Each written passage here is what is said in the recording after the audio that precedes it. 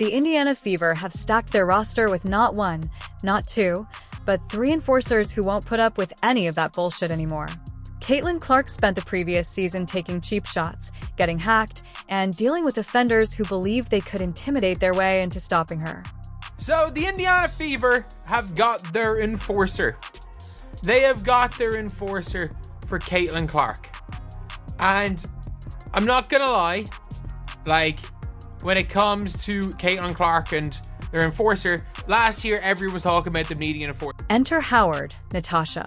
If those who despise Clark believed they could continue to target her with hard fouls and dirty plays, they are about to face a nasty awakening.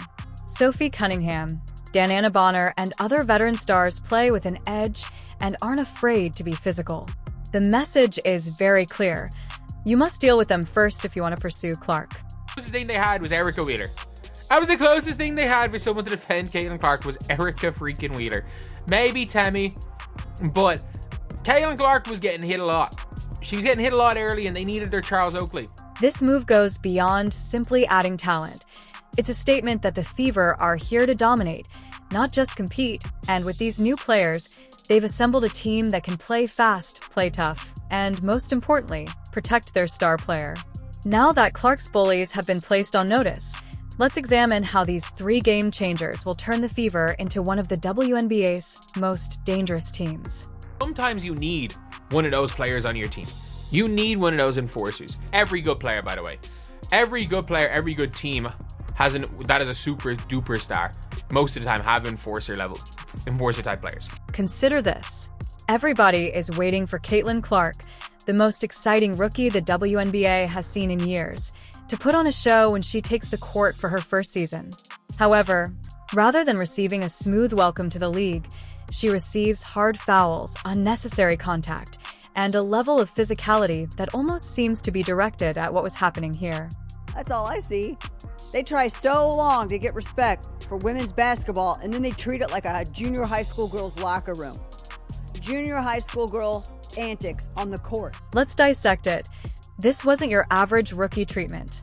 At times, it felt more like Clark was entering a wrestling ring than a basketball court due to the level of aggression she was dealing with, which went beyond competition.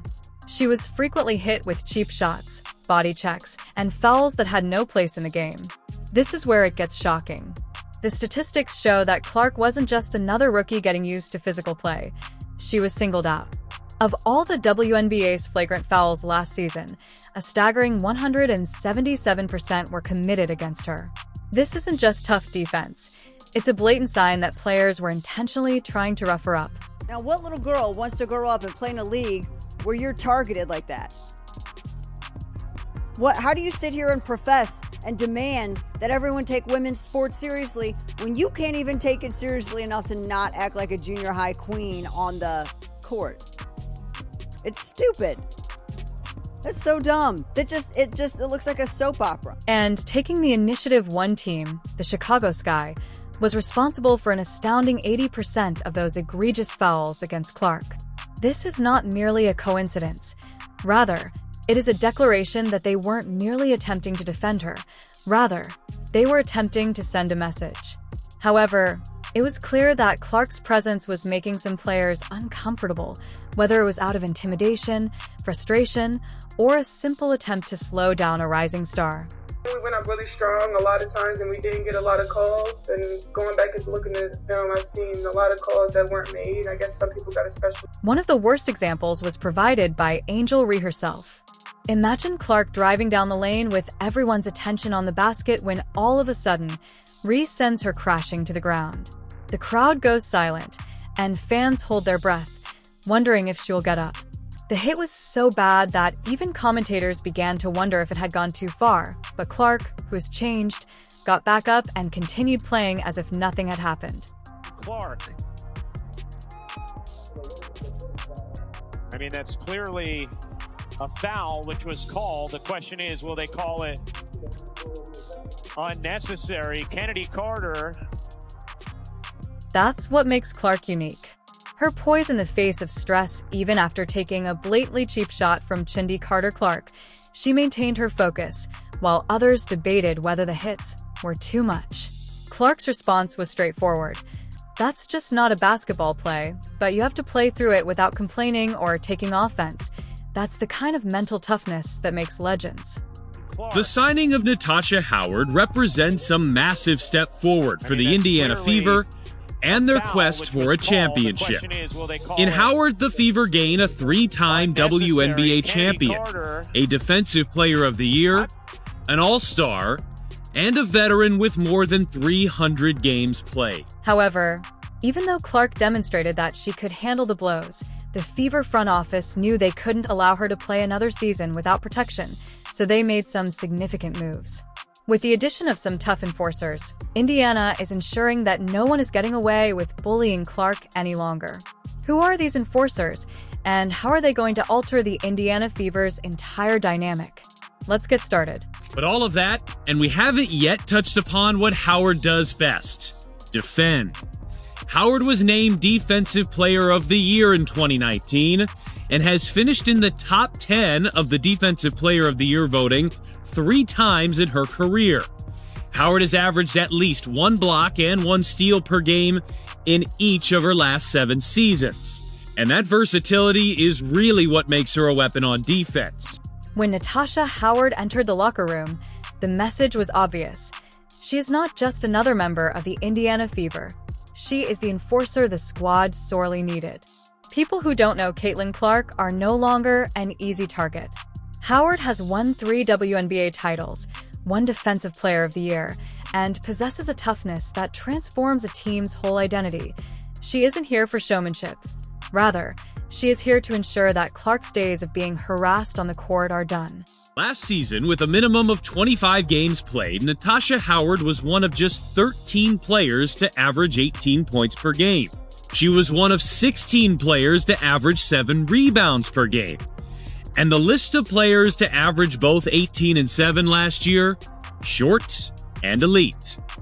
Asia Wilson, Brianna Stewart, Nafisa Collier, Brittany Griner, and yes, Natasha Howard. Clark endured unrelenting physical abuse from defenders last season who believed they could beat her up without repercussions. But now those defenders will have to reconsider their actions before using those same antics. Howard is a game changer on both ends of the court. Last season, she averaged 17.6 points, 6.7 rebounds, and almost 3 assists per game. Elite-level production. And the best part is that she can stretch the floor with her ability to hit from beyond the arc, which will give Clark even more space. Howard's presence alone is enough to tip the power balance. Standing next to Clark on the court, she immediately commands respect. Aaliyah Boston and Kelsey Mitchell will work. But that wingspan and 6'2" height allows her to be disruptive defensively around the rim on opposing bigs too. In fact, Howard will enter the 2025 season 25th all-time in blocks in WNBA history. However, Howard really excels on defense, which is why she was named the 2019 Defensive Player of the Year. Her length, physicality, and aggressive style make it impossible for opponents to score in the paint. And when it comes to defending her teammates, let's just say that she has a history of stepping up when it counts most. And here's perhaps the most significant aspect of Howard's arrival playoff experience. Although the Fever are a youthful team with a lot of promise, only seasoned players possess the poise and leadership needed to make deep postseason runs. With more than 50 postseason games under her belt, Howard has invaluable knowledge and understands what it takes to win. She is bringing that mindset to Indiana. Caitlin Clark was getting hit a lot. She was getting hit a lot early and they needed their Charles Oakley. You've got that in Sophie Cunningham. In her own words, Howard is as excited as the Fever fans. I'm excited to return to Indiana and bring my experience and toughness to the team.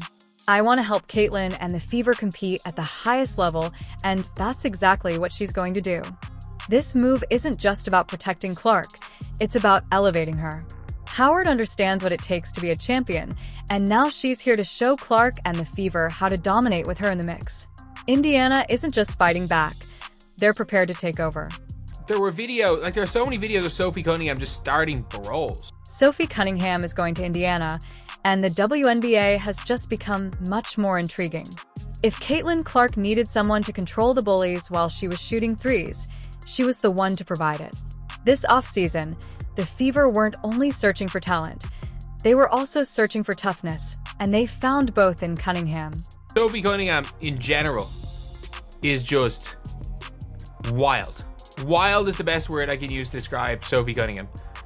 And, like, it is just, it's carnage. Like, it's carnage a lot of the time when Sophie Cunningham gets involved with anything. The amount of fights that Sophie Cunningham has been involved in is mental. Some people may be curious. It turns out that Clark had other plans than traveling west, so Sophie Cunningham wasn't the one who was supposed to be luring him to Phoenix. Instead, she made sure Cunningham joined her squad. This wasn't just a haphazard signing. It was a calculated move because the Fever needed someone who could bring energy, attitude, and unwavering toughness, and Cunningham fits all those requirements. It's a three. Maisha Hines-Allen fouls her and then tries to step over. And then Sophie Cunningham grabs her leg. Nobody's going near Maisha Hines-Allen, but no, Sophie Cunningham will start the fight. The refs are trying to break it up. None of the Mercury players are going to go near Maisha Hines-Allen. They're scared. She's scared of bejesus out of them. Maisha Hines-Allen is one of the toughest players in this league. Sophie Cunningham going head to head straight. First, let's discuss what makes Cunningham such a good fit for Indiana. She is not only a tough player. Last season, she shot 37.8% from beyond the arc, and with Clark leading the offense, expect that percentage to rise even further. Picture the defense attempting to guard Mitchell and Clark while Cunningham is spotting up from three. Good luck with that. Sophie Cunningham, there are so many things where it's like, part of it her fault, part of it not her fault, but she will not back down. She will not back down under any circumstances from anything. And that is what the Indiana Fever need. If somebody hits Caitlin Clark, if somebody does what Victoria Vivians did to Caitlin Clark, it's not going to be Caitlin Clark that's getting involved to be teed up. Sophie Cunningham's in there. You take the technical foul. You take it. However, Cunningham offers more than just shooting. She is a mean streak who plays through contact, talks her talk, and backs it up. In addition, she is a literal Taekwondo black belt, so any defenders considering getting more physical with Clark this season might want to reconsider. Like, Sophie Cunningham is guarding the screen here, and she just takes a hard hit. Not like nothing major. So she's down. And then after taking a hard hit, just gets back up and laughs. Gets back up and laughs. Let's now examine how this trade alters the lineup for the Fever. As a versatile wing who can shoot, defend, and offer seasoned leadership, Cunningham fills in. Last season, she averaged 8.4 points, 3.9 rebounds, and 2.0 assists per game. Not particularly impressive stats, but just what Indiana needed. She won't demand the ball, but when she does, she will make defenses pay. She takes the hard hit and goes down, obviously, gets back up and just laughs. Like, that's a legitimate thing where you're like, okay, yeah, this is a person who is just, like, there is a toughness there with Sophie Cunningham. And, like, she's not scared. More significantly, Cunningham is the kind of player that flourishes in high-pressure situations. She is tough, seasoned, and never backs down from a challenge, whether it be locking up an opposition guard with a clutch three or filling in when things go rough. So, yeah, like, a solid signing for what she does on the floor. But, like, be protecting Caitlin Clark type. And let's discuss spacing. Because of Cunningham, defenses cannot just crumble against Clark and Boston if they attempt to double down. Clark Cunningham will be on the perimeter, prepared to demand payment. Her ability to spread the floor will increase the threat of the Fever offense. She's just a smart player. You already see what she's done in her rookie season, and I think she gets the ball to people in the right positions to help them be successful, so that's huge. And I'm hoping that I can give her a little bit more leadership and knowledge for her to understand this league a little bit better. And like I said, when playoffs hit, she'll be... Naturally, the key concern is how Cunningham's tough, aggressive attitude will blend with Clark's grace. Will she be the enforcer the Fever needs to keep their superstar safe? Or will things become a bit too heated? There's no denying that Indiana has become much more formidable, and the other WNBA teams should pay attention. Our first game in Indiana, we gotta get a win. Dananna Boner isn't just joining the Indiana Fever to take a spot on the roster. She's here to change the team's culture, add championship-level experience, and make this young squad a formidable force. She's already made it clear that the Fever aren't here to rebuild. They're here to win now that they have multiple all-star selections, WNBA titles, and a reputation as one of the league's most versatile forwards. Boner brings a wealth of leadership, a mindset that screams dominance. What excites you the most about this team that you're going to be joining? I mean, they have dynamic pieces in CC and Kelsey Mitchell and AB, Lexi Hall. I mean, they have a great core, so why not just add to that and try to, take us to the next level in the playoffs. They were in first round, and I played against them in the first round, and the way they came back the second game, it just makes you excited to, okay, I want to be a part of that. They didn't lay down and quit. They came back and actually try to beat us early, that next game. Now picture Bonner joining this incredible squad on the floor. Aaliyah Boston is keeping the paint in place. Caitlin Clark is in charge of the offensive. Sophie Cunningham's blazing enthusiasm and Kelsey Mitchell's ability to knock down shots now add Bonner's exceptional defensive clutch skills and unparalleled floor-stretching ability represent a total metamorphosis rather than a minor enhancement. With Bonner on board, Indiana transforms from a dynamic young team into a real championship contestant. I said, hopefully I can make her job a little easier and she can make mine a little easier. But I think she's a great person, and we, been kind of connecting here. We had a great workout this morning, and it was fun. She's a fun kid. However, Boner's commitment to her colleagues is what really sets her apart, not only her skill set. She is actively trying to take Clark, Boston, and Mitchell to new heights. She is already researching their tendencies in addition to simply signing a contract and going through the processes. Dissecting movies and determining how to best utilize their advantages, the difference between a veteran who merely wants to wrap up their career and a leader who is committed to making a lasting impression is that the Fever had all the components. They were just lacking the final bit of veteran toughness and leadership to put everything together, and Boner might be the component that makes this team a powerhouse. Kind of went on this crazy run, and they were the most well-gelled team at that time. They went from the bottom straight, and they just kept trending, and it was like one of those teams you're like, man, you don't want to really see them in the playoffs. So we got the matchup, and I think our experience helped us very well. But that second game, they came out, and it was like, they just kind of went on this trajectory that was just like on the rise, and it was literally Fever on the rise during right after that All-Star. So that's exciting. That's exciting for me to see, and that kind of helped me with my decision. Additionally, there is the relationship between Boner and Caitlin Clark. Although Bonner has played with some of the best guards in WNBA history, she thinks Clark has a special quality that goes beyond her long-range shooting or her ability to make impossible passes. Unrelentingly fierce competition, she is coming in to help Clark reach superstardom because she knows how to push top players to become even better. Clark plays with a chip on her shoulder and more respect.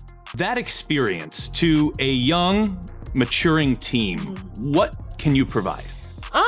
I'm hoping that I can provide a little bit of leadership, but I feel like they're a team that last year helped them a lot and understand the dynamics of playoffs. It's a whole different ball game when playoffs come, and I feel like they're a young team, but they're a good team, and hopefully I can just provide the knowledge and explain playoffs to them a little bit better so we can be better prepared and don't get punched in the face the first game. And it's hard to come back when you do that the first game. It's hard to come back and try to win 2 straight against a veteran team. So I think they had games where they looked unstoppable and their potential was undeniable, but they lacked experience. Someone who understands what it takes to win in the postseason, close games under pressure, and lead a team when the stakes are highest, which is exactly what Bonner brings. She's not just eager to play with Clark. She's determined to help her become even better. Think back to last season when the Fever was continuously hammering at the door of success. Your current team has made some interesting moves the last few days. How do you feel about what your roster suddenly looks like? I'm excited. Obviously, we made some great moves. I think, Kelly and Amber and the whole Fever organization are, they're helping us win now. And I think that's really important. I think they're putting really good pieces together that are gonna, complement each other really, really well. After Caitlin Clark was pushed around by bullies who believed they could get away with cheap shots, the Indiana Fever just executed the ultimate power move, and the entire WNBA is on high alert. They went from rebuilding to contenders for the championship overnight, and Natasha Howard is about to give them a serious wake-up call. The message is clear. Indiana isn't here to play nice. They're here to take over. Are you excited? Let us know in the comments, like, subscribe, and turn on all notifications so you never miss anything. Sophie Cunningham and Deanna Boner are bringing their toughness and experience to the Fever. They now have the ideal balance of skill and grit, and Clark has an army behind her. We'll see you in the next one after you click the video on the screen.